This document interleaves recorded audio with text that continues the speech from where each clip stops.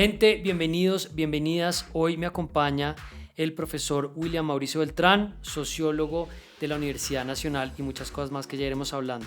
Profesor, bienvenido. Bueno, William es, les decía, sociólogo y magíster en sociología de la Universidad Nacional de Colombia y doctor en estudios sobre América Latina en la Sorbonne de París y actualmente se desempeña como profesor titular en el Departamento de Sociología y como investigador del Grupo de Estudios Sociales de la Religión. Y vamos a hablar de religión, vamos a hablar de sociología de la religión aprovechando esta época. Ya saben que si quieren apoyar este proyecto pueden entrar ya a patreon.com/charlasconcharlie o a baki.co/charlasconcharlie. Profesor William, gracias de nuevo por su tiempo y quería empezar con una pregunta general para la época y es, desde la perspectiva de donde usted lo observa, ¿qué le dice en este momento la Navidad? ¿Qué le llama la atención pues, sobre una fiesta que en teoría es religiosa, pero que pareciera que para mucha gente no tanto? Sí, fundamentalmente es eso, es, digamos, la Navidad es una de las fiestas más importantes de la cristiandad. El cristianismo es probablemente la religión más practicada en todo el planeta y para los cristianos se celebra probablemente el acontecimiento más importante y es el hecho de que Dios se hace humano, se hace carne, ¿no? La doctrina teológica es la doctrina de la encarnación, Dios que se hace carne. Obviamente es un evento muy importante desde el punto de vista teológico, pero para la sociología, especialmente para la sociología contemporánea, pues llama mucho la atención justamente eso que llamaríamos el proceso de secularización de este rito. Y eso tiene que ver con que es un rito que cada vez tiene menos sentido religioso, ¿no? Para muchas personas ya no tiene ese sentido religioso, eh, ese reflexionar sobre lo que significa Dios hecho carne, y más bien tiene un sentido muy comercial y tal vez de vacaciones. Entonces es una época, a mí me sorprende, ¿no? Todos como entramos un poco como en esa, ¿cuál sería la palabra? En ese delirio de las compras y del estrenar. Eso me llama mucho la atención, ¿no? Cómo se ha vuelto una fiesta tan alrededor del consumo, fundamentalmente, ¿no? Que uno lo podría decir de otras festividades religiosas en Colombia, ¿no? Lo mencionábamos antes de empezar a grabar de la Semana Santa, pero también de muchos feriados que en el 99% de los casos la gente no tiene ni idea de por qué no está yendo a trabajar ese día. Ajá, sí. Pues es interesante porque, eh, bueno, parte de ser un Estado laico supondría que no celebraríamos necesariamente fiestas religiosas, porque todas estas son fiestas religiosas, sobre todo católicas, en el caso de muchas de las festividades que tienen que ver con vírgenes, con santos. eh, pero nadie se queja de las fiestas religiosas, ni siquiera los ateos ni los agnósticos, que hacen también que este sea un país con muchas fiestas, ¿no? La mayoría de nuestras festividades no tienen que ver con lo laico, con lo republicano, con lo nacional, sino fundamentalmente con festividades cristianas y eminentemente católicas. Pero la mayoría de ellas se ha resignificado, es decir, mm, en mi opinión, para la mayor parte de la población colombiana tienen más un sentido comercial o asociado con las vacaciones que un sentido propiamente religioso. Tal vez el caso más evidente es el de la Semana Santa, en términos de que era antes, digamos, en una Colombia, digamos, hasta los años 70 tal vez, incluso 80, digamos, era un llamado nacional a una contrición religiosa, a la meditación, a la introspección, que cada vez veo menos esa asociación, ¿no? Entre Semana Santa y reflexión religiosa. Bueno, usted está poniendo ahí sobre la mesa varios términos que me parecería interesante como acotar o desempacar para que la gente también los pueda encontrar o familiares o de pronto ver que los entendía de otra manera. Y empezamos como con la idea de lo religioso y vinculémosla a la idea de un fenómeno social. Yo leía a el teólogo Vicente Durán Casas, que es el rector de la Javeriana de Cali, tiene un librito pequeño que se llama Comprender la religión, y él una de las ideas que plantea que me parece interesante es, tenemos muchos problemas con precisarlo, ¿no? Pensamos que cuando lo definimos lo entendimos, dice él. También dice, lo asociamos a veces a una cosa que es del pasado, la religión como algo que ya sucedió. Y me parece interesante también nosotros poderlo poner en relación con el desarrollo y con el devenir social del hombre y de la humanidad. ¿Cómo se acercaría a usted o nos trataría de hacer un planteamiento para entender lo religioso desde donde usted lo observa? Bueno, sí, ¿qué es la religión? Es una pregunta muy, muy compleja. Mm, Los sociólogos preferimos pensarla siempre en términos muy, muy concretos. Por ejemplo, es más fácil decir qué es el cristianismo o qué es el catolicismo a qué es la religión. Porque en la religión se abarcan fenómenos demasiado diversos, ¿no? Por ejemplo, el budismo, que pensamos es una religión, no necesariamente un budista no necesita un dios. Es decir, uno puede ser budista e incluso ateo, ¿no? Aunque la mayoría de los budistas no tienen problema con la idea de Dios, pero tampoco lo necesitan, porque el budismo no gira en torno a adorar un Dios, sino más bien a encontrar un camino, ¿no? Un camino de iluminación. Entonces, Dios no es necesario para la religión, nos incluimos al budismo como religión. Entonces, es muy diverso. Entonces, generalmente es más fácil hablar de religiones concretas. Ahora, también la palabra religión es una palabra que surge más justamente para entender el cristianismo a sí mismo, para que la civilización occidental se entienda a sí misma, y después Occidente trata de usarla para entender otras civilizaciones, otras culturas, y en ese sentido, digamos, todo lo que asociamos con religión en Occidente no necesariamente funciona bien. Especialmente, por ejemplo, nuestra idea de iglesia o de congregación o de jerarquías religiosas, ¿no?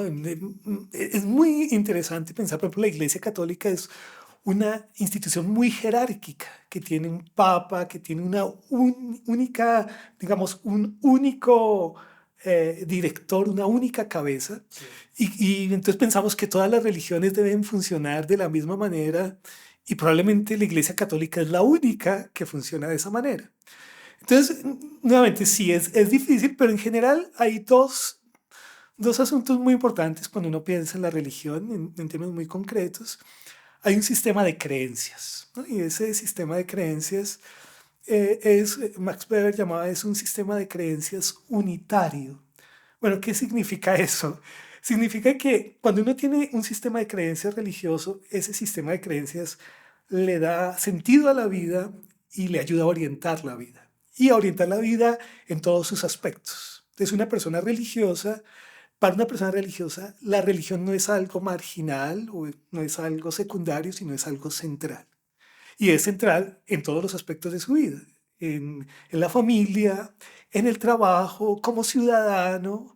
Entonces adquiere ese carácter central. Entonces una religión tiene que ver con un sistema de creencias, pero no con un sistema de ideas. Es decir, las creencias son algo mucho más poderoso que las ideas en términos de orientarme, en términos de ayudarme a decidir cómo debo vivir o ayudarme a decidir qué es lo correcto, qué es lo moral, qué es lo adecuado y por el contrario entonces qué es lo incorrecto, qué es lo inmoral, qué está prohibido.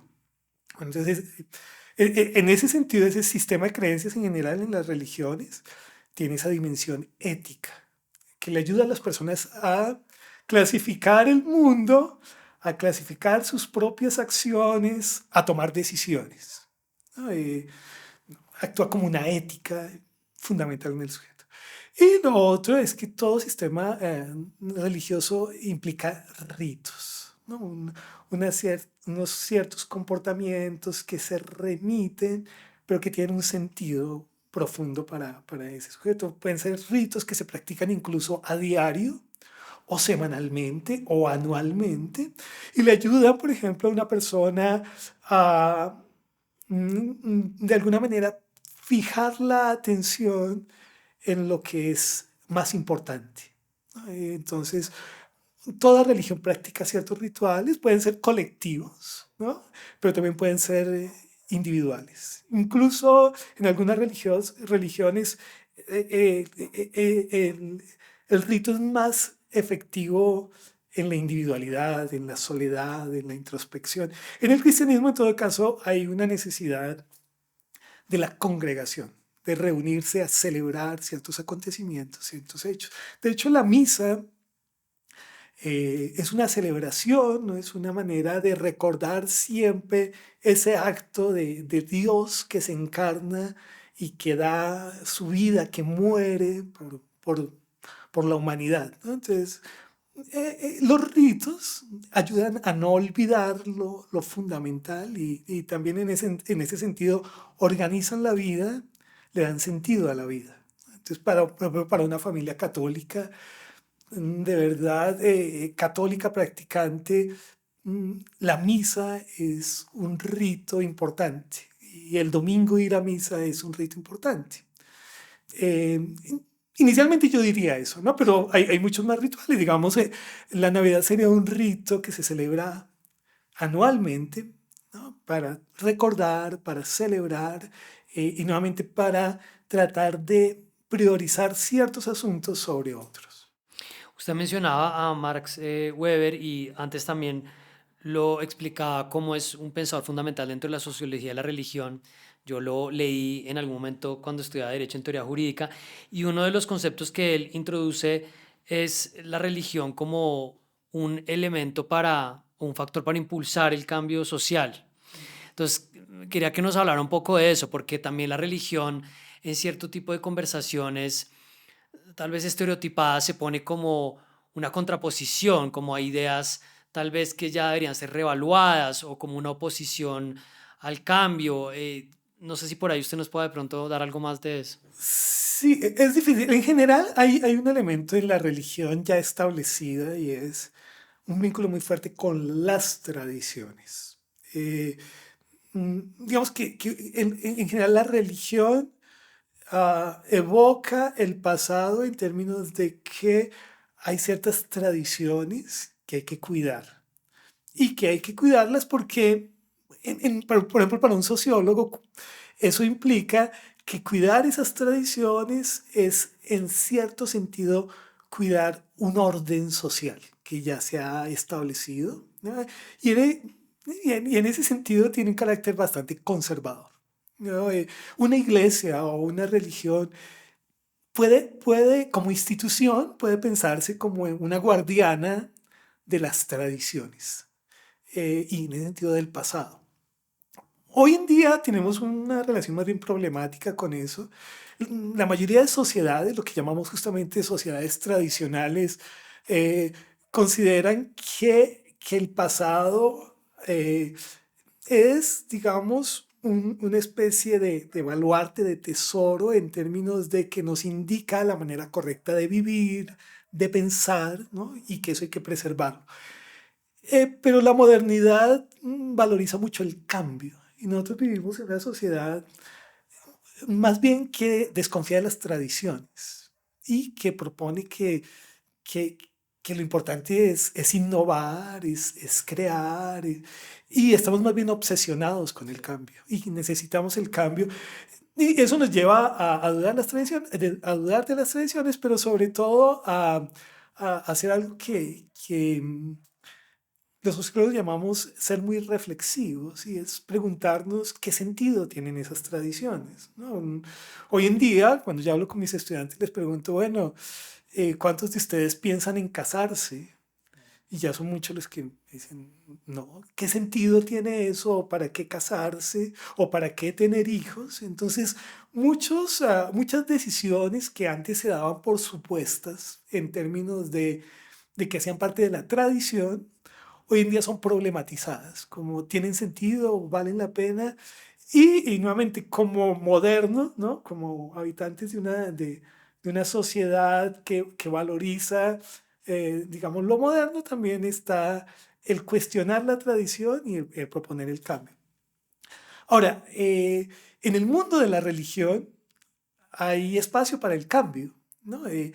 Digamos, en algún momento, por ejemplo, Jesús de Nazaret lo que propuso fue el cambio Sí. y propone en cierto sentido una revolución, ¿no? Lo mismo uno lo puede decir de cualquier otro profeta o de cualquier reformador, de Martín Lutero. Pero un fenómeno que es muy interesante en el mundo de la religión es cómo el cambio, una vez se institucionaliza, se vuelve tradición, ¿no? Es decir, que, digamos, con el tiempo, algo que fue innovador en un momento, para mantenerse en el tiempo hay que volverlo tradiciones, ritos, costumbres. La expresión de Max Weber es un poco polémica porque él dice, para sobrevivir, toda secta debe volverse una iglesia. Es decir, todo grupo revolucionario, todo grupo transformador, todo grupo innovador, tiene que volverse una institución que cuida sus tradiciones, que cuida sus dogmas. Y eso opera, es curioso porque eso opera también en el mundo de la política, ¿no? En la política, toda revolución que triunfa, en cierto sentido, debe volverse establecimiento para mantenerse en el poder. Claro, uno no puede ser un outsider indefinidamente. Exacto. Claro. Entonces sí hay un lugar y lo que MacBeth va a mostrar es, por ejemplo, que el protestantismo implicó cambios muy importantes para la sociedad europea, que después se volvieron cambios a nivel mundial, sobre todo, digamos, una cierta ética económica, una cierta manera de manejar el dinero y de pensar la economía. Entonces, él va a mostrar que hay algo que su obra más célebre es una obra que vincula el protestantismo o lo que él llama la ética protestante con lo que él denomina el espíritu del capitalismo. El espíritu del capitalismo es que nosotros tenemos una cierta manera de pensar el manejo del dinero, de pensar cuál es la manera correcta de usar el dinero, que está muy vinculada al cristianismo en general, pero especialmente al protestantismo europeo y de manera más precisa con el calvinismo, donde, digamos, es muy importante ahorrar, por ejemplo, y no gastarse todo el dinero, y donde se privilegia vivir más bien una vida sencilla, ahorrar e invertir. Bueno, eso se ha perdido un poco con la sociedad de consumo, pero él muestra que en las familias protestantes había unos hábitos económicos que eran diferentes a los hábitos económicos de las familias católicas, por ejemplo, en Alemania o en Europa en general. Se mete ahí varios temas que me parece interesante, por ejemplo, la idea de secta, pero voy a volver a la religión o plantear paralelamente como un concepto que me parece interesante exploráramos, que es, ya lo mencionó usted, el de la secularización y en particular la aspiración a tener un Estado laico, lo hablaba también a propósito de las celebraciones, que es algo que se marcó en la Constitución de 1991 y sobre lo cual quisiera que habláramos un poco, pero como preámbulo, cuando hablamos de la idea de secularización, ¿de qué estamos hablando? Sí, es una gran pregunta, es una gran pregunta. Digamos ahí, es una palabra en todo caso que surge en Europa, especialmente en el siglo XIX, para pensar, ¿no? Incluso en el mundo latino, en la Europa latina, en Italia, en Francia sobre todo, se habla más de laicidad que de secularización. Y inicialmente se piensa en separar la iglesia del Estado. Y en los países católicos, y eso nos incumbe a nosotros, eso significaba sobre todo tratar de disminuir el poder de la Iglesia Católica. Entonces, especialmente los partidos políticos liberales o los movimientos políticos liberales buscaban la manera de disminuir, de minimizar la influencia de la Iglesia Católica sobre la población, porque era una influencia muy grande que tenía, digamos, un impacto muy fuerte en el mundo político. Entonces, digamos que una primera idea clara cuando uno piensa en secularización o en laicidad es esa separación iglesia-estado, de tal manera que se den dos cosas. En el mundo latino y en el mundo, digamos, hispano, los liberales buscaban que la iglesia no se metiera en política. Por ejemplo, en Colombia, que no se metiera en las elecciones y que no inclinara la balanza, sobre todo hacia el partido conservador.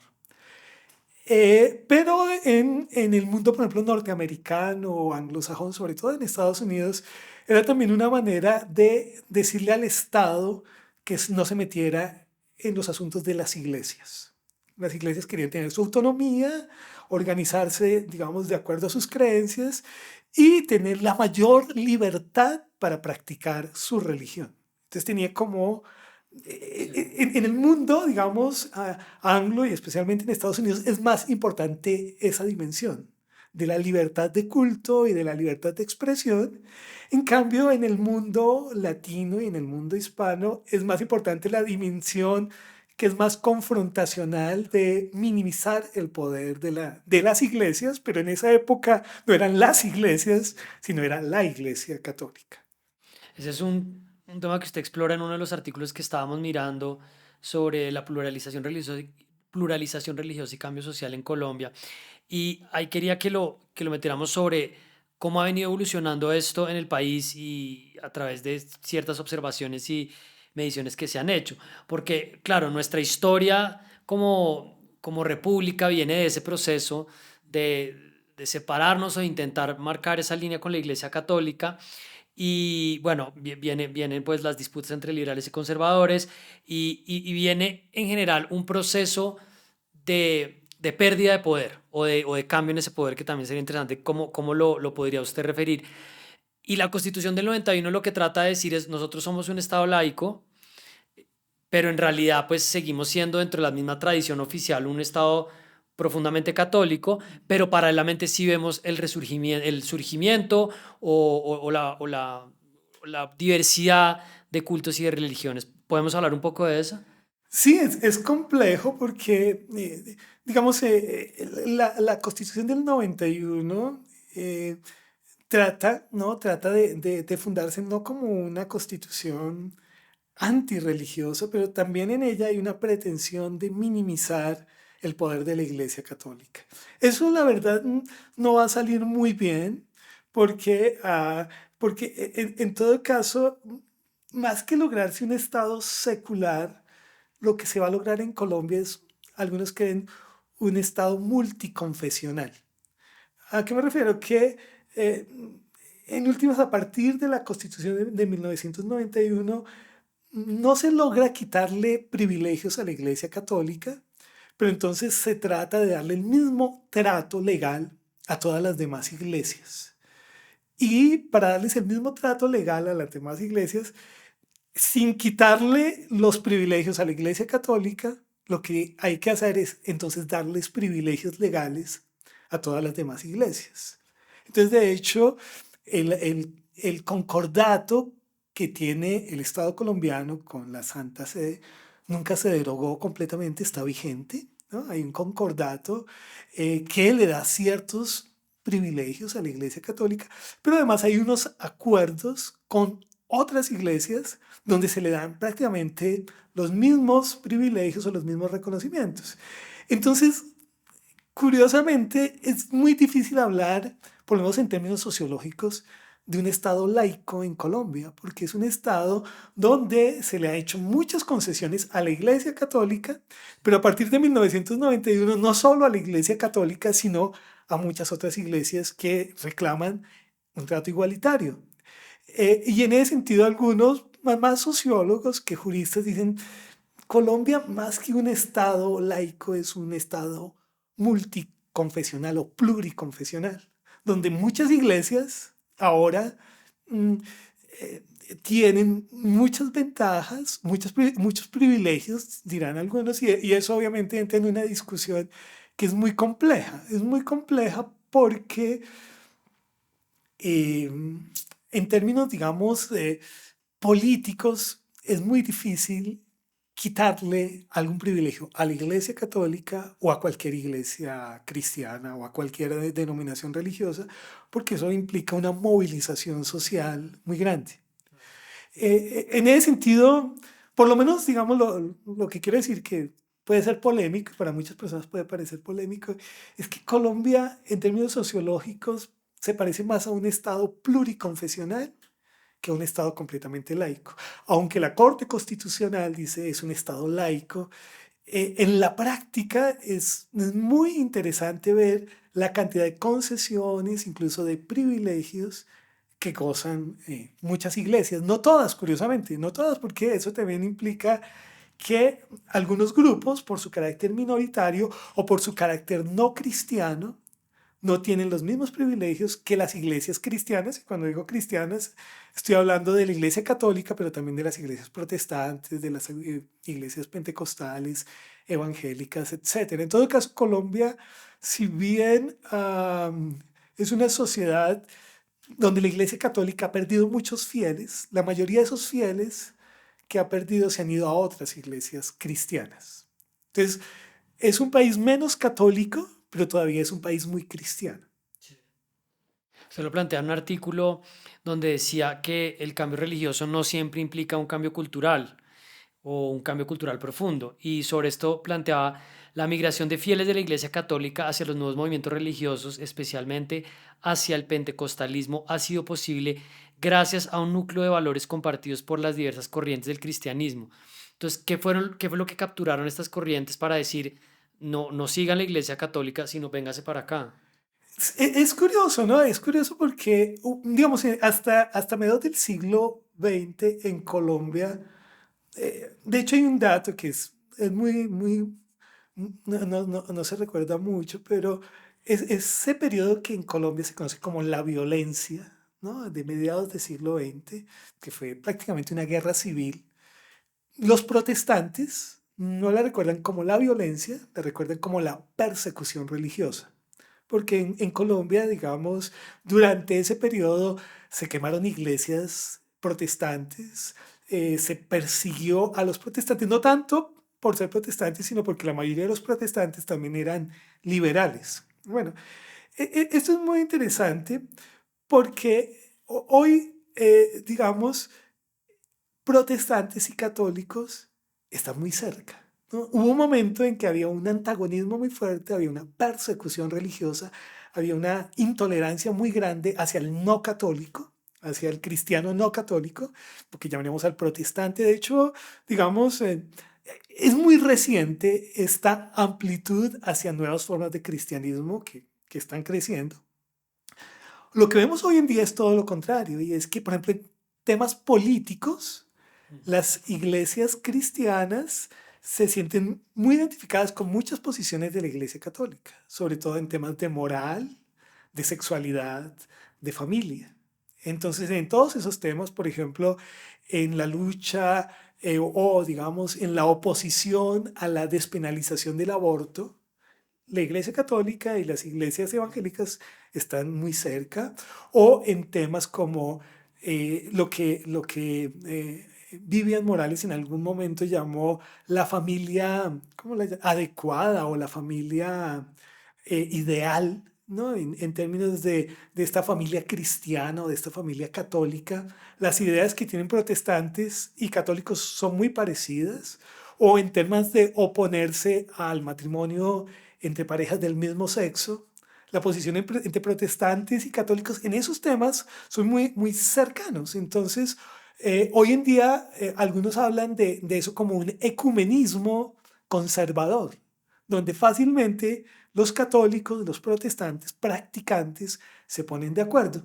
Pero a nivel, digamos, también del cambio religioso hay unas ciertas búsquedas que a nosotros nos parecen muy obvias, pero hacen parte de la idiosincrasia colombiana y latinoamericana. Por ejemplo, alguien que va a un culto evangélico o a una misa católica, probablemente lo que está buscando es un milagro, ¿no? El milagro como algo muy central de la experiencia religiosa.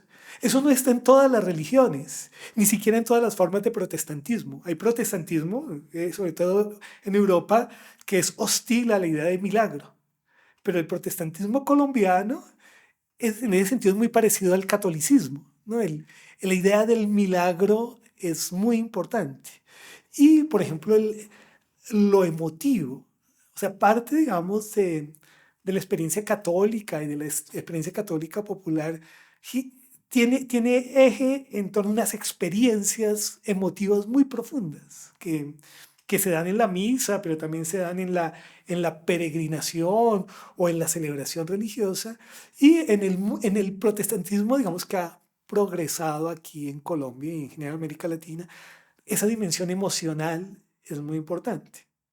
Ese protestantismo emocional y ese protestantismo que le da mucha importancia al milagro es lo que los sociólogos llamamos el pentecostalismo, ¿no? Bueno, ahí hay toda una distinción más bien teológica, técnica, para decir que hay un protestantismo, por ejemplo, europeo sobre todo, pero también en Norteamérica, que puede ser muy poco emotivo, más bien frío, muy racional, y que le preocupa muy poco los milagros, por ejemplo.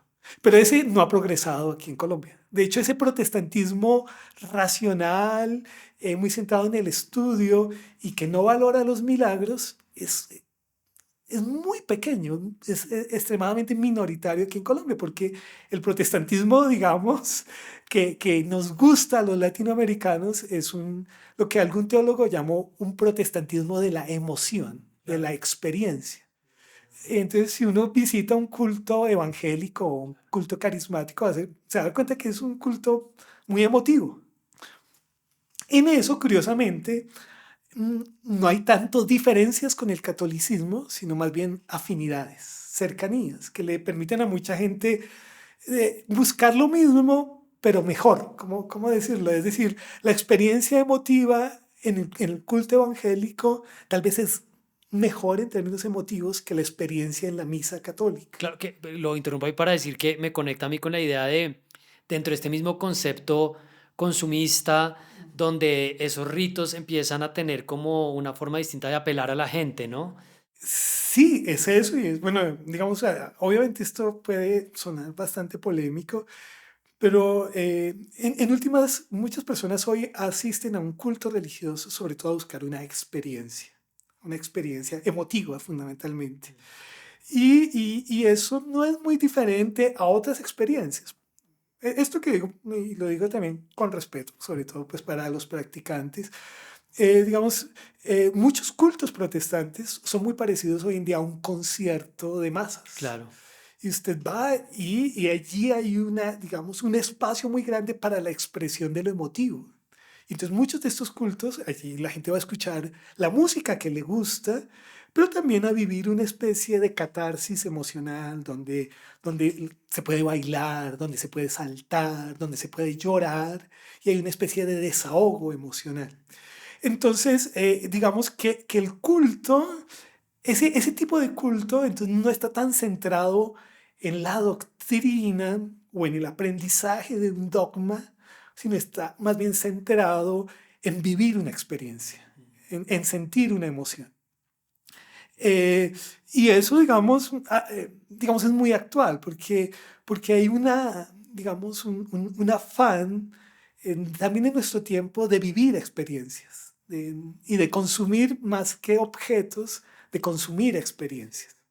Eso vincularía, bueno, y eso es una polémica muy fuerte, digamos, este mundo de la religión como, digamos, con una dinámica más propia de estas sociedades urbanas, de estas sociedades de consumo, de estas, sí, sociedades más bien, eh, bueno, no sé cómo, estoy tratando de buscar términos que no sean despectivos. Sí, Sí, pero le entiendo el punto y no creería que lo está refiriendo de ninguna manera irrespetuosa.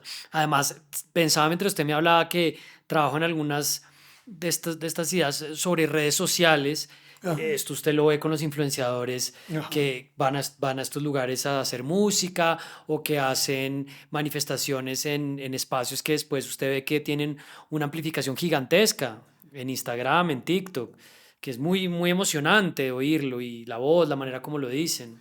Sí, sí, digamos, sin tratar de juzgar eso, el cristianismo en general latinoamericano, porque hoy en día también eso ha contagiado a la Iglesia Católica. O sea, gran parte del problema es que la Iglesia Católica o muchos párrocos han reaccionado a eso diciendo, bueno, aquí también tenemos que ofrecer la emoción para que no vayan a buscar la emoción. Afuera. Si nuestra misa está aburrida, ¿qué hacemos? Exacto. Entonces, hoy en día, digamos, el mundo del cristianismo se ha musicalizado y hay mucha presencia para lo emotivo, pero nuevamente también para lo milagroso, ¿no? Como ejes centrales de la experiencia religiosa. Y digamos, eso a nosotros nos parece muy normal, muy natural, y cada vez nos parece más, sí, más normal, más natural ir a una iglesia o a ir a un culto simplemente a consumir una experiencia o a vivir una emoción.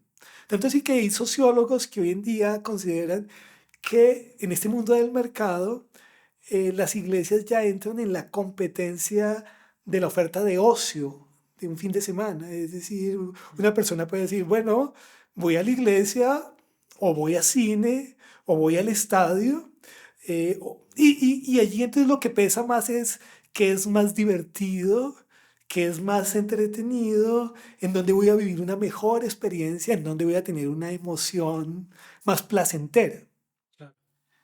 Eso conecta de manera muy interesante con lo político, pues porque cuando usted me habla del milagro o de la emoción, pues es obvio, lo hemos visto para mí en América Latina de manera muy impresionante en Brasil, sobre cómo eso se puede volver rentable para cierto tipo de liderazgos o para ciertos proyectos, lo hemos visto en varias elecciones presidenciales.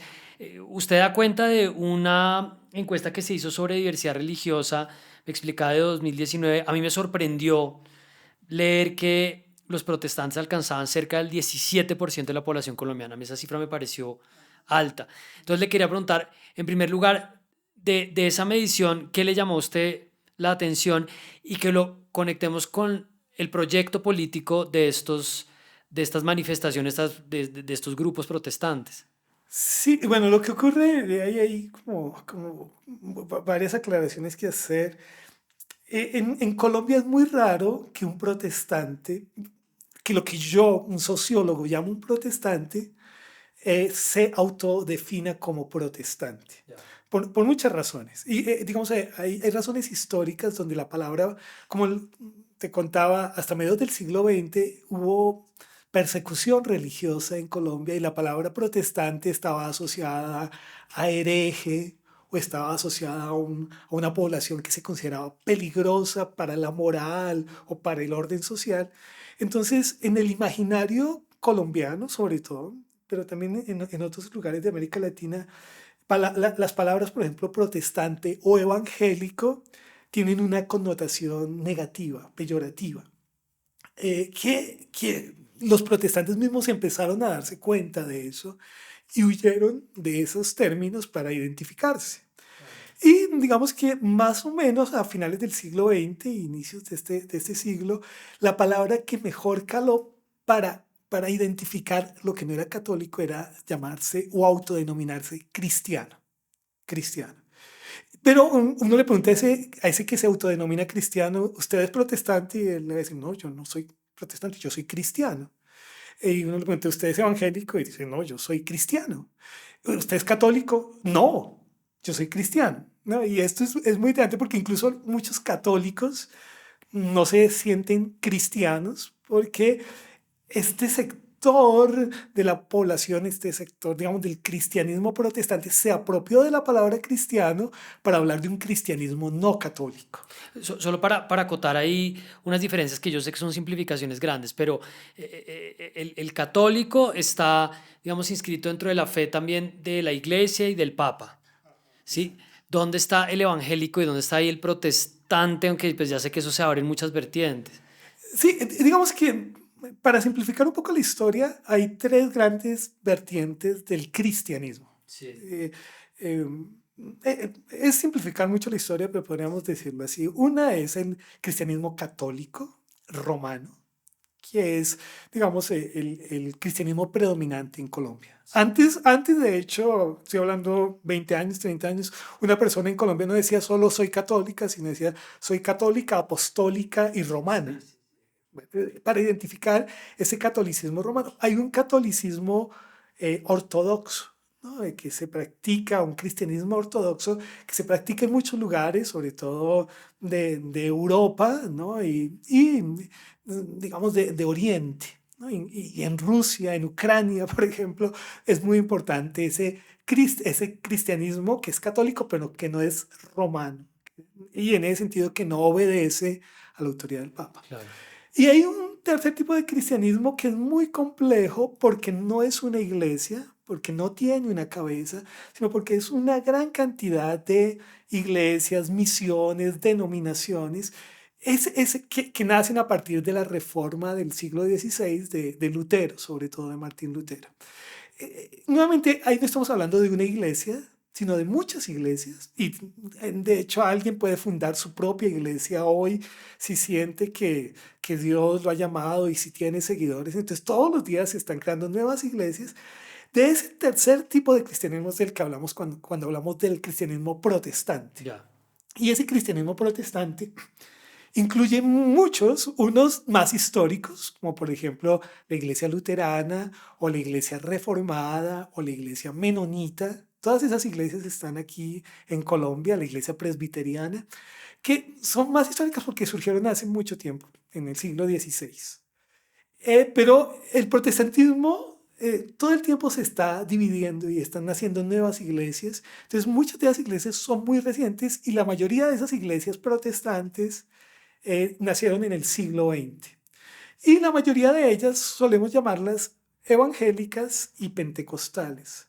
Evangélicas, bueno, eso ahí tenemos como una distinción muy compleja, pero en todo caso, por ejemplo, en el mundo evangélico, en el protestantismo evangélico, esa experiencia de la conversión es muy importante. Es como una idea de un cambio de vida, de que antes tenía esta vida y esa vida era pecado y esa vida era oscura y tomaba licor y me emborrachaba y era infiel a mi esposa y todo ese tipo de cosas y tuve una experiencia de cambio, de nueva vida. ¿No? En Estados Unidos se habla mucho del reborn, del nuevo nacimiento, del Sí. nacido de nuevo. Ese cristianismo evangélico le da mucha importancia a esa experiencia de la conversión y del cambio de vida. Pero es una forma de protestantismo.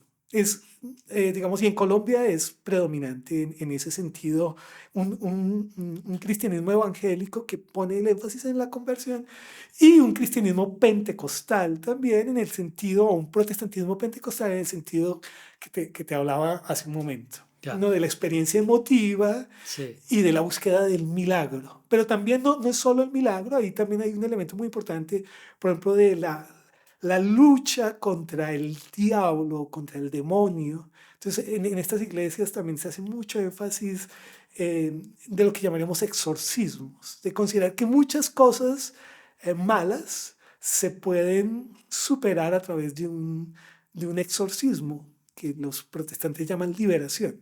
Ya. Entonces, bueno, pero ese es el protestantismo pentecostal. En Colombia, el que predominaría serían esos dos últimos, Sí. el evangélico y el pentecostal. Estos son protestantes, pero ya el protestantismo se vuelve una palabra técnica.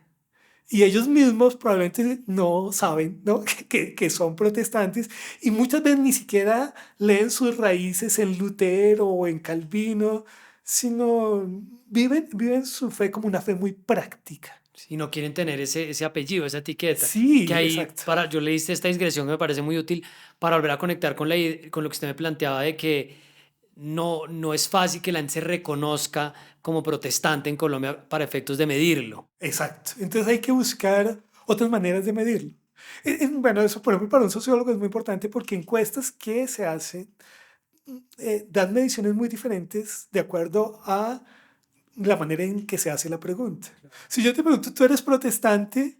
Y, ¿no? Para un evangélico, si le pregunto, ¿es protestante? Dice que no. Si le pregunto, ¿es evangélico? Dice que no. Él me dice, soy cristiano. Entonces tengo que preguntarle, ¿cristiano católico? Y él va a decir, no, tampoco soy un cristiano católico. Entonces, lo que me queda es un cristiano no católico.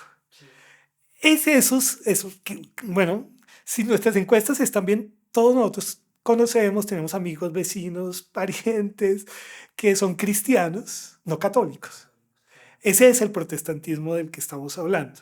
Aunque protestantismo entonces termina siendo una palabra más bien técnica, más bien que usa el sociólogo, porque cristianismo es impreciso. Un cristianismo es un nombre que necesita un apellido. Bueno, usted es cristiano, pero ¿qué tipo de cristiano? Católico, ortodoxo, protestante, ¿de qué vertiente del protestantismo? No, digamos, todos ellos son cristianos. Entonces no me serviría para diferenciar uno de otro, simplemente decirle a este cristiano y a este católico. No sé si me explico. Claro, y entonces mirando la encuesta, ustedes ubican eso, ese porcentaje que yo hablaba de casi el 17 en una diversidad protestante. Hablan de los católicos cerca del 71%. Quiero dejar a los otros, me llama la atención una medición que es del 3,5 de creo en Dios, pero no en la religión, Ajá. que Sí, está creo ahí. que esta encuesta que ahí tú estás citando es vieja. Es anterior a esta. Hicimos una más reciente y ese porcentaje creció un montón. Es el que más está creciendo. Estaba en la última medición, la del 2019, nos dio el 13 algo por Ah, no, ciento. pues volada. Y es muy grande en las ciudades, de personas que en ese, como empezó a crecer, empezamos a tratar de buscar categorías para distinguirlas mejor y es la del creyente no afiliado a ninguna religión. Lo llamamos así como en términos técnicos, creyente no afiliado. Y es creyente no afiliado porque cree en Dios y muchas veces practica la religión de una manera íntima, pero en lo que no cree es en las iglesias, incluyendo en la iglesia católica, ¿no? Y en las demás que Ni en están. las demás, Pero ni en las entonces, demás, esta exacto. cifra que estoy dando del cerca del 17 de esa diversidad protestante es más grande hoy en día. Está alrededor del 20, Ok, está alrededor del 20 si, no, si la sí, memoria no me falla. Esa no ha crecido tanto. La que más ha crecido es la otra, la de claro. el creyente no afiliado. Ahora, esta última encuesta que te digo, el 2019, la medición nuevamente la hicimos solo en ciudades, en capitales de departamento, más por razones económicas, porque ir a las zonas rurales es muy costoso. Entonces, es un retrato, pero de la Colombia urbana. De la Colombia urbana y sobre todo porque hay un peso muy grande de las grandes urbes, de Bogotá, Medellín, Cali, Barranquilla, donde hay una deserción muy grande de la Iglesia Católica, uno hacia las iglesias evangélicas, pero otro a esto que llamamos un cristianismo sin iglesia, un cristianismo sin iglesia o una religión sin iglesia, porque la mayoría de ellos no están abandonando el cristianismo, sino están abandonando las iglesias. Por muchas razones, pero digamos, varían, ¿no? Entre otras cosas, los escándalos que han rodeado a la Iglesia Católica ha afectado mucho eso, la credibilidad en la Iglesia Católica, en su sacerdocio, en su liderazgo. Pero también en las iglesias evangélicas hay mucho desencanto también, y también en torno al liderazgo. En el mundo protestante y en el mundo evangélico sobre todo, se habla mucho del manejo del dinero, de cómo cómo los líderes religiosos usan el dinero, de si se están enriqueciendo ¿no? con su trabajo, en fin. Entonces, muchas personas no... Bueno, un sociólogo europeo lo dijo de una manera eh, muy clara. Él dijo, no es que las personas estén desencantadas de Dios, están desencantadas de las iglesias. Es más un problema con las iglesias que un problema con Dios. Y algunos de ellos entonces optan por un cristianismo muy individual, muy que puedo practicar en mi casa, que además les permite algo que cada vez es más frecuente, mezclar eso con otra cosa. Entonces, Sí. yo puedo ser cristiano, católico, ¿no? Y tal vez no voy a misa, pero además puedo practicar yoga o meditación o ciertas ideas que vienen de Oriente o incluso ritos neoindígenas. Ese que no va a la iglesia se siente con mayor libertad de mezclar cosas y de incorporar cosas en su creencia. Para redondear el tema de los protestantes, de la diversidad protestante, retomo la segunda parte de lo que le planteaba y es el vínculo con esa expansión de influencia política. y con el músculo que estamos viendo que tienen en elecciones nacionales, locales, en Colombia, en América Latina. Desde donde usted lo ha observado, ¿qué nos podría decir de eso? Bueno, digamos, es también una pregunta compleja. Digamos, no es tan reciente.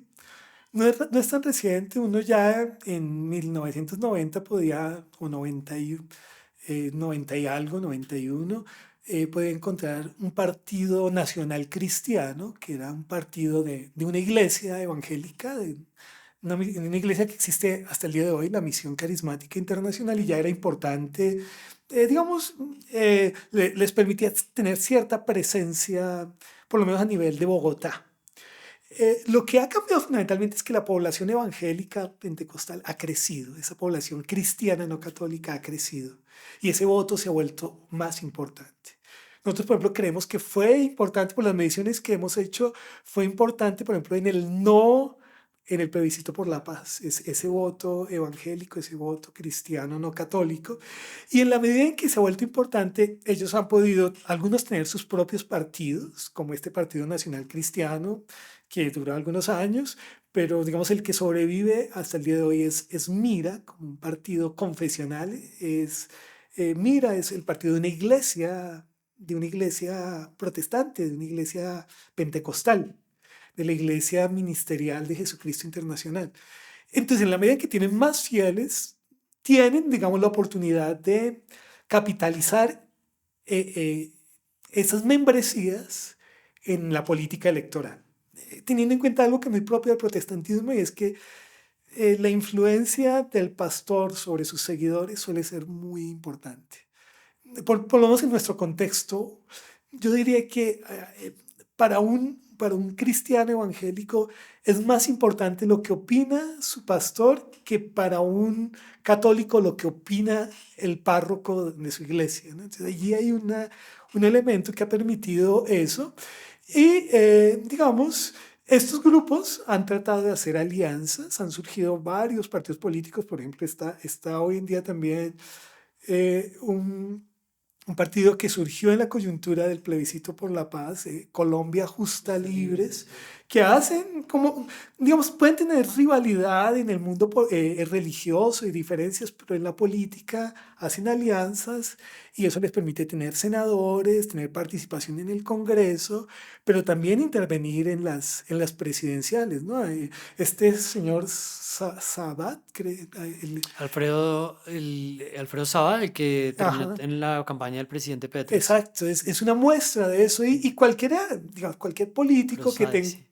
o sea, bueno, ahorita no Sí, recuerdo el nombre porque yo tampoco es, tampoco, pero sí, claro. cualquiera que tenga aspiraciones presidenciales, por ejemplo, en Colombia, si nuestro cálculo está bien, que son más o menos el 20% de la población, mal Necesitas contada, esos votos. hay que pensar en esos votos, cómo los atraigo o por lo menos cómo no los vuelvo mis No opositores. los alieno, claro. Entonces ahí hay unos cálculos electorales donde ya es una costumbre ver políticos tradicionales, políticos profesionales, haciendo campaña, sobre todo en estas grandes iglesias evangélicas, donde ¿no? Pueden tener auditorios de miles de personas. No necesariamente todos van a votar por ellos, pero bueno, allí se vuelve un auditorio importante y no sé, bueno, hay ahí acuerdos, ¿no? Hay acuerdos, no me atrevo a usar otra palabra, entre pastores, entre políticos, en términos de esos votos y de cómo atraer o cautivar esos votos. No, ellos le llenan al Movistar Arena en un pestañeo. Eso sí, lo vimos durante la campaña.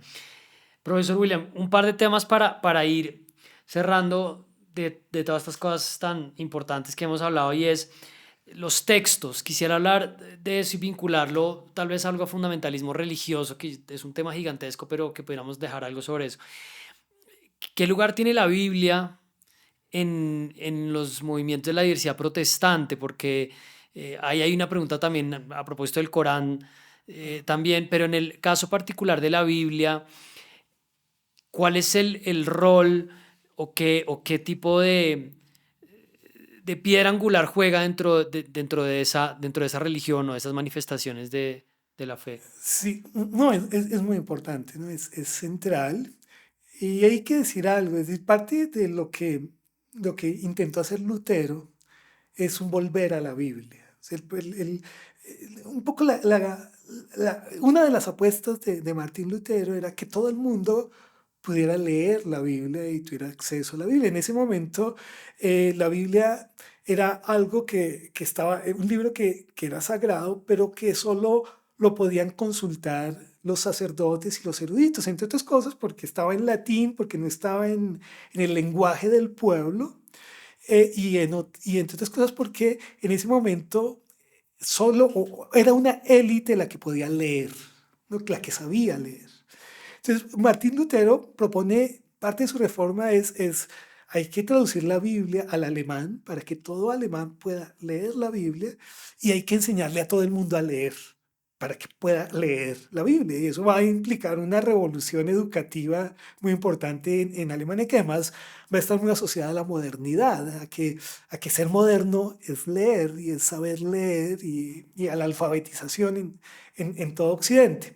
Bueno, ¿por qué eso es importante? Porque, digamos, sobre todo todas las formas de protestantismo le dan mucha importancia a la Biblia como texto sagrado. Incluso yo diría que en general los protestantes leen más la Biblia que los católicos, y para los protestantes estudiar la Biblia, por ejemplo, sería el ritual central de muchas formas de protestantismo, estudiar la Biblia.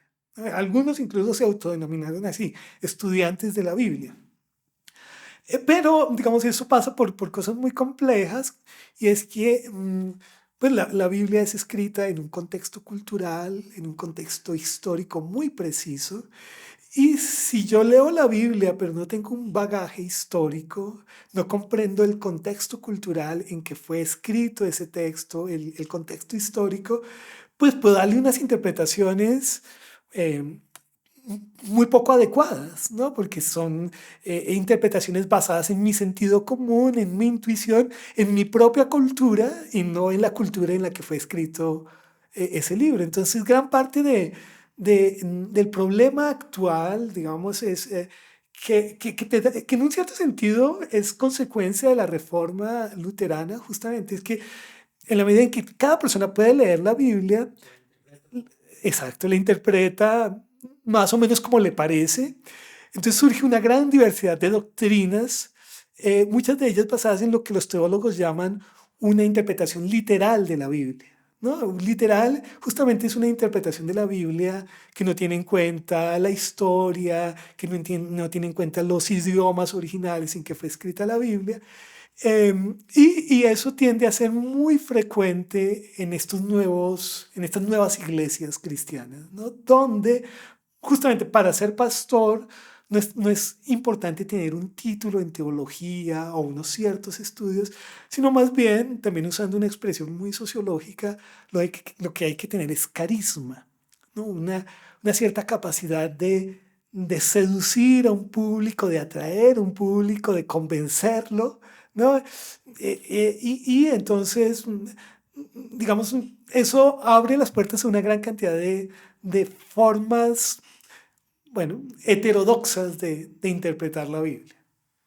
Bueno, no sé si es por ahí. Claro, y quería añadir un punto, y es que oía hace poco a Sam Harris, que es un neurocientífico y filósofo norteamericano, a propósito del ataque de Hamas que después desencadenó la respuesta desproporcionada a Israel, criticando precisamente el uso del Corán como un dispositivo de guía o de libreto literal. Y él, de hecho, ha planteado en otras conversaciones, es absurdo que estemos como derivando nuestro propio sistema de valores y de marco moral de un libro que fue escrito hace siglos, sin entender que la sociedad era otra. Y eso lo quiero conectar con el fundamentalismo religioso que está... Bueno, otro periodista con el que yo hablé, Ezequiel Coppel de Argentina, decía, no caigamos en pensar que esto es un conflicto religioso, acá hay mucho más que un conflicto, o más bien, el conflicto religioso no es lo principal de lo que se está hablando entre Israel y Palestina. Pero a propósito de eso, de todas maneras, sí es interesante decir algo sobre el fundamentalismo religioso. América Latina lo vive de una manera distinta, Colombia no parece estar como dentro de esa discusión, pero pues es definitivamente un tema de nuestros tiempos. ¿Cómo lo observa usted? O definitivamente sí es algo que también nos toca a nosotros porque nos hemos acostumbrado tal vez a verlo desde afuera como más sobre las expresiones violentas, sobre lo que detona en ataques terroristas. Hablemos un poco de eso. Bueno, digamos que la palabra fundamentalismo es problemática y se confunden por lo menos tres fenómenos cuando se habla de fundamentalismo. Se confunden dogmatismos, integrismos y fundamentalismos. Y las tres cosas tienen cosas en común, pero son diferentes. Empecemos por dogmatismo. Dogmatismo es fundamentalmente considerar que yo tengo la verdad, que, que el otro está equivocado y que no hay un punto para discutir con el otro porque todo lo que el otro diga está mal y es equivocado y en el mundo de la religión entonces es diabólico, es perverso. Entonces esa tendencia que además creo que hoy es muy frecuente y creo que las redes sociales incluso han empujado a cada grupo a enconcharse en sus propias creencias y tener más dificultades para escuchar al otro y para ver algo de sensatez en lo que dice el otro, porque está demasiado autorreferenciado. Entonces, el dogmatismo es muy frecuente en la religión, porque en general alguien que es muy practicante de una religión es alguien que dice, mi religión es la correcta, las demás están equivocadas. Pero en el mundo de la religión también hay personas abiertas al diálogo, a la discusión, por eso hay el ecumenismo, el diálogo interreligioso, la posibilidad de escuchar el otro y en cierto sentido de reflexionar en torno a que es posible que el otro tenga algo que decirme, algo que enseñarme, por ejemplo. El fundamentalismo tiende a ser dogmático, ¿no? De entrada, pero el fundamentalismo es otro fenómeno que va a surgir en el protestantismo, curiosamente, a inicios del siglo XX, como una reacción a lo moderno. A lo moderno en ese momento era, por ejemplo, a la teoría de la evolución de Darwin. Y tenemos que volver a los fundamentos y rechazar lo moderno como lo peligroso, ¿no? Tanta innovación como algo peligroso. Entonces se ve la filosofía occidental o la filosofía contemporánea y ciertos desarrollos del pensamiento moderno como algo peligroso y entonces hay que volver a los fundamentos, a lo conservador. Eh, y eso surge en el protestantismo, pero se puede ver también en el judaísmo, en el islam, pero en general en el fundamentalismo no necesariamente hay una dimensión, digamos, violenta. El integrismo tendría esos dos ingredientes, en cierto sentido. El integrismo sería sobre todo dogmático y sería fundamentalista, pero sería, digamos, intolerante en un sentido violento, en el sentido de que ese otro que está equivocado, no solo no hay que escucharlo, sino que la sociedad estaría mejor sin él, ¿no? Y entonces hay que excluirlo o destruirlo. No sé si me explico. Entonces, es una visión mucho más radical de pureza social, donde lo mejor que hay que hacer, según esa idea, que es una idea pues, muy violenta, es aniquilar al otro, aniquilar al que piensa diferente, sobre todo en un sentido religioso. Entonces, ¿qué es lo que ocurre en el integrismo? En que digamos, al otro solo le quedan dos opciones, al que piensa diferente. O se convierte a mi manera de pensar, o entonces es mi enemigo y debo destruirlo. Eh, bueno, yo creo que en Colombia no hay, digamos, tanto espacio para integrismos, ¿no? Pero sí para los otros dos aspectos, ¿no? Más los fundamentalismos y más los dogmatismos. Y yo, digamos, creo, curiosamente, lo que te acabo de decir, que en vez de estar avanzando hacia esa posibilidad del diálogo con el otro, del diálogo con el diferente, y un poco esa utopía que muchos creyeron nos iba a generar Internet y las redes sociales, de tener una mejor comunicación, cada vez avanzamos como a una sociedad más dogmática, cada vez más, cada grupo más encerrado en su nicho y cada grupo solo escuchando sus propias ideas bueno, y de eso se podría avanzar entonces a una forma de integrismo, ¿no? Donde ese otro que piensa diferente se le ve como enemigo, em, se le ve como un peligro para la verdad. ¿Y quién tiene la verdad? Pues yo tengo la verdad. Y en ese sentido, pues, digamos, el dogmatismo, ¿no? E incluso el fundamentalismo no sería tampoco un fenómeno exclusivamente Eso religioso, estaba pensando. sino Lo político vemos también. completamente en las expresiones políticas. Profesor, para terminar, hablemos algo de la increencia, que antes de empezar discutíamos que a mí ese término me pareció novedoso, no lo tenía en el radar, sobre las personas que están en otros espectros de su relación con la fe y con la religión, los ateos, los agnósticos, las personas no afiliadas. También dentro de las encuestas veía que aumentaba en Colombia, en una sociedad como esta, y que también se decía está más enfocado como un fenómeno urbano. ¿Qué podemos decir de la increencia o de pronto también cómo se define además de lo que yo estoy diciendo? Sí, bueno, lo importante es tal vez establecer que ahí también hay una gran diversidad. Que una persona que dice, no estoy afiliada a ninguna iglesia o no practico una religión, ahí hay una gran diversidad. Y esa diversidad va de un polo que diríamos es el ateo. Eh, Estrictamente para ser ateo hay que estar convencido de que Dios no existe. ¿No? Convencido de que Dios no existe o que ninguna deidad existe. Y la verdad, esa población estrictamente atea es muy pequeña en Colombia, ¿no? Todavía, digamos, depende de la medición y es todavía muy urbana y sobre todo eh, muy de grandes ciudades como Bogotá o Medellín o Barranquilla. Entonces sí, sí existe esa población, ¿no? Hay que decir, entonces es urbana, pero también ahí hay unas particularidades, es joven, ¿no? Es mucho más fácil encontrarla en menores de 30 años que en mayores de 30 años, por ejemplo. Y, digamos, también tiene que ver con el nivel educativo. Es más fácil encontrarla entre universitarios y entre posgraduados que en otros sectores de la población. Entonces allí hay unos elementos que muestran que no está creciendo en todo, no, digamos, no es un crecimiento homogéneo en todos los sectores sociales, sino en determinados sectores sociales. Pero digamos que hay un grupo que lo llamaríamos los no afiliados, que no significa que sean ateos.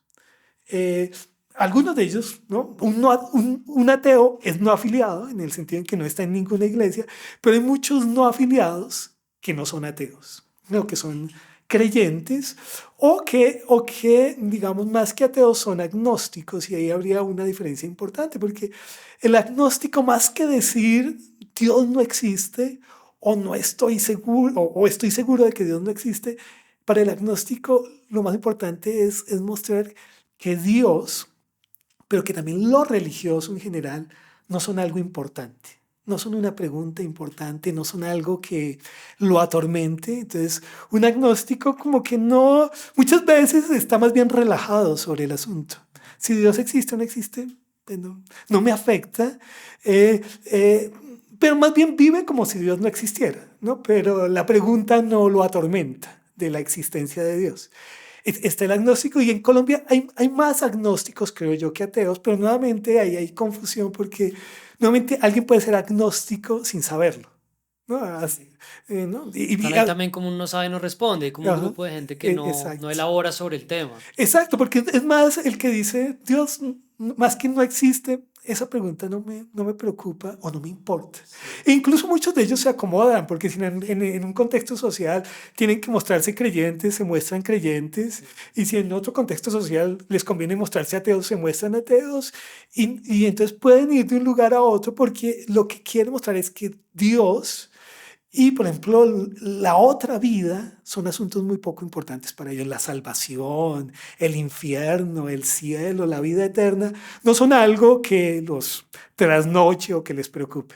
Entonces, allí yo diría que, pero es curioso que sobre todo en el agnóstico puede haber algo de espiritualidad o de religiosidad sin Dios.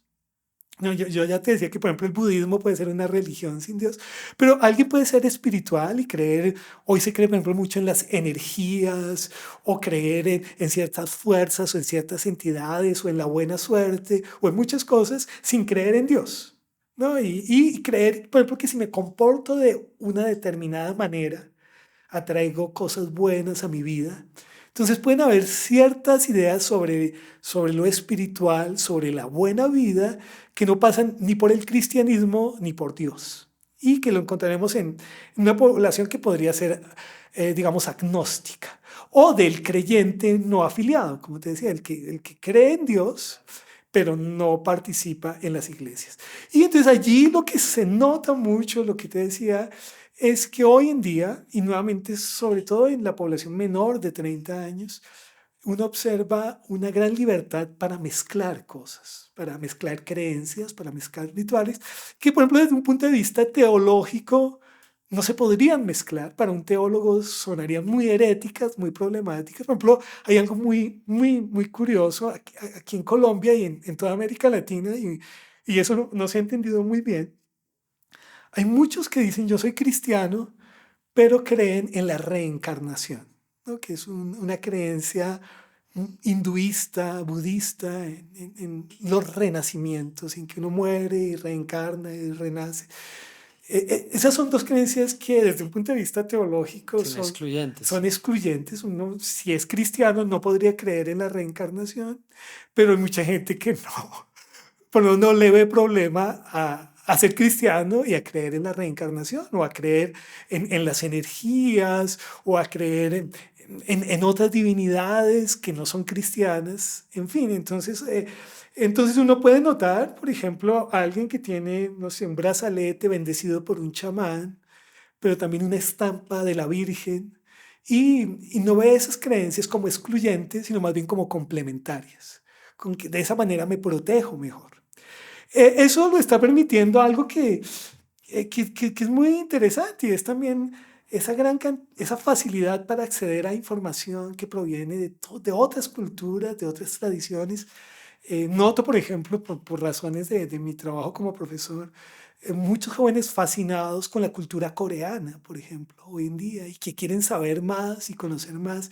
Y eso entonces no solo lo lleva a fijarse en la moda coreana, sino en las creencias que vienen de otra cultura. Entonces asistimos a eso, donde abandonar la iglesia católica no es solo entonces irse a las iglesias evangélicas, no es tampoco necesariamente volverse ateo, sino encontrar otras formas de practicar lo que hoy en día se llama la espiritualidad, como una idea de una religión más personal, Sí. más íntima y más a mi medida.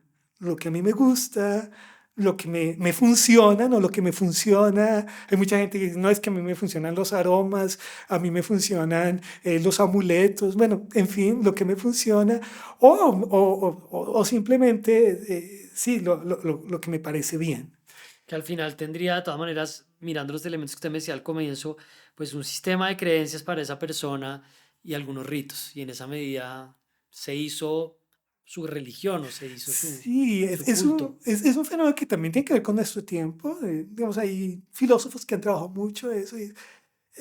Pero por ejemplo, para los jóvenes es muy importante esa idea de ser auténtico y en cierto sentido de ser único.